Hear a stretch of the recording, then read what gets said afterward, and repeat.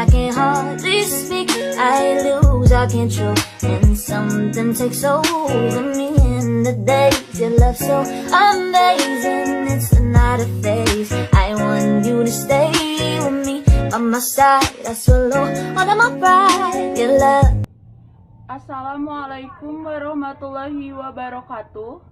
Perkenalkan, nama saya Isma Safitri dari kelas BI reguler dengan prodi Sistem Informasi dan NIM 12201200099. Jadi di sini saya akan menjelaskan materi nomor 5 tentang booting. Oke, langsung saja ke penjelasannya. Dadah.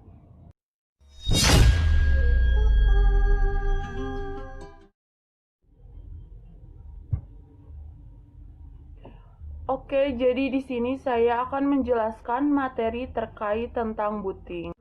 Oke, yang pertama adalah tentang pengertian booting. Jadi, booting itu adalah istilah yang dipakai untuk menyebutkan proses loading awal saat kita akan menghidupkan komputer. Nah, proses tersebut bertujuan untuk memeriksa hardware dan memuat software sebelum komputer bisa digunakan.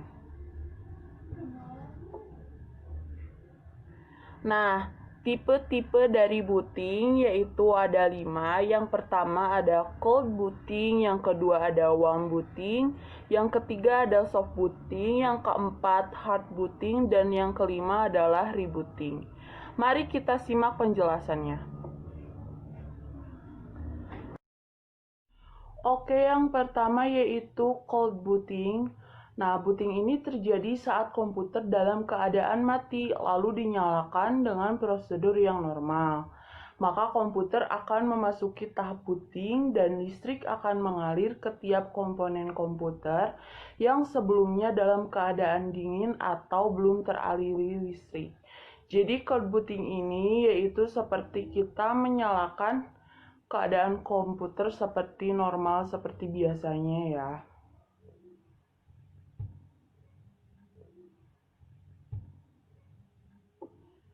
Yang kedua yaitu warm booting. Nah, proses booting ini merupakan proses di mana booting dilakukan ketika komputer sudah dalam keadaan menyala atau sudah dialiri listrik. Proses ini lebih dikenal dengan nama restart. Nah, jadi warm booting ini ketika laptop kita masih menyala, kemudian kita melakukan booting, mematikannya, kemudian menghidupkannya kembali. Seperti itu. Yang ketiga yaitu soft booting. Proses booting ini merupakan proses booting yang dikendalikan melalui sistem hampir sama seperti warm boot. Hanya saja yang melakukan booting adalah komputer secara otomatis. Nah, jadi soft booting ini merupakan proses di mana komputer itu sendiri yang melakukan proses booting dalam keadaan komputernya masih menyala. Yang keempat yaitu hard booting. Proses booting ini merupakan proses booting yang terjadi dengan cara dipaksa. Biasanya terjadi karena komputer diam dalam jangka waktu yang lama atau ngehang-nya.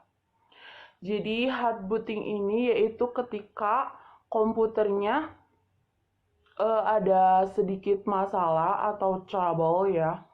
Jadi kemudian dilakukanlah hard booting untuk mematikan komputer secara terpaksa.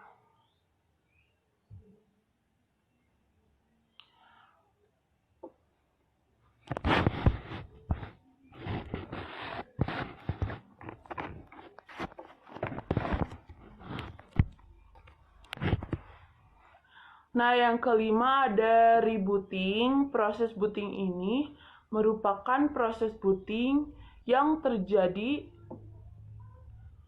Yang kelima ada rebooting. Proses booting ini merupakan proses booting yang mengulang sistem dari awal. Reboot ini terjadi karena beberapa hal. Di antaranya adalah dikarenakan sistem yang tidak bereaksi dan terjadinya perubahan setting dari sistem operasi yang digunakan. Nah, biasanya itu rebooting tuh dilakukan karena ada sistem yang bermasalah atau misalkan ada sesuatu dalam komputernya yang salah satu jalan terbaiknya yaitu dengan melakukan rebooting untuk memperbaiki masalah tersebut. Nah, seperti itu.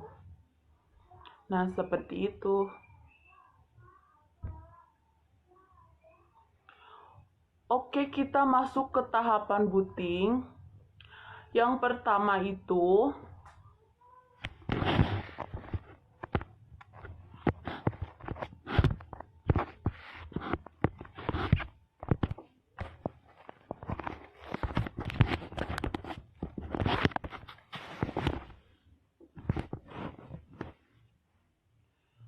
kita masuk ke tahapan booting atau proses booting. Yang pertama, prosesnya itu saat komputer kita dihidupkan, memorinya masih kosong kan, belum ada instruksi yang dapat dieksekusi oleh prosesor. Oleh karena itu, prosesor itu dirancang untuk selalu mencari alamat tertentu di BIOS ROM. Pada alamat tersebut, terdapat sebuah instruksi jump yang menuju ke alamat eksekusi awal BIOS.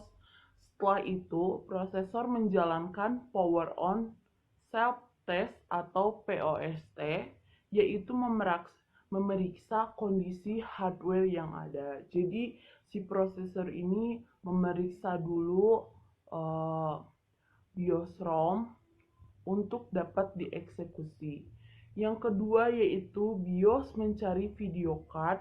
Secara khusus, dia mencari program BIOS milik video card. Kemudian sistem BIOS menjalankan video card BIOS. Setelah itu video card diinisialisasi. Jadi kemudian prosesnya itu dari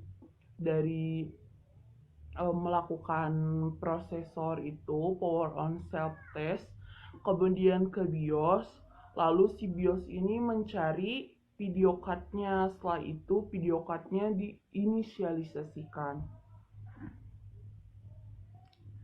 Nah, yang ketiga, kemudian BIOS memeriksa ROM pada hardware yang lain. Apakah memiliki BIOS sendiri, apakah tidak? Jika ya, maka akan dieksekusi juga. Nah, jadi si BIOS ini memeriksa ROM pada hardware juga.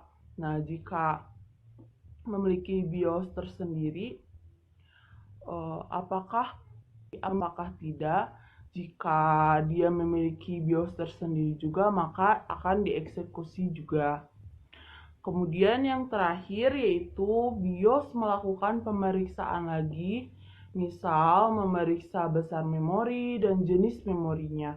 Kemudian memeriksa hardware yang lain seperti disk di mana proses boot dapat dilakukan, yaitu mencari boot sektor.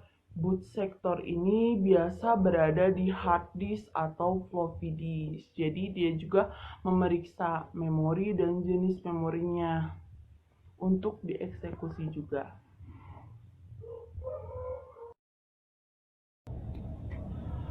Oke, baiklah. Jadi sekian penjelasan tentang materi booting dari saya. Mohon maaf bila ada kekurangan atau kesalahan.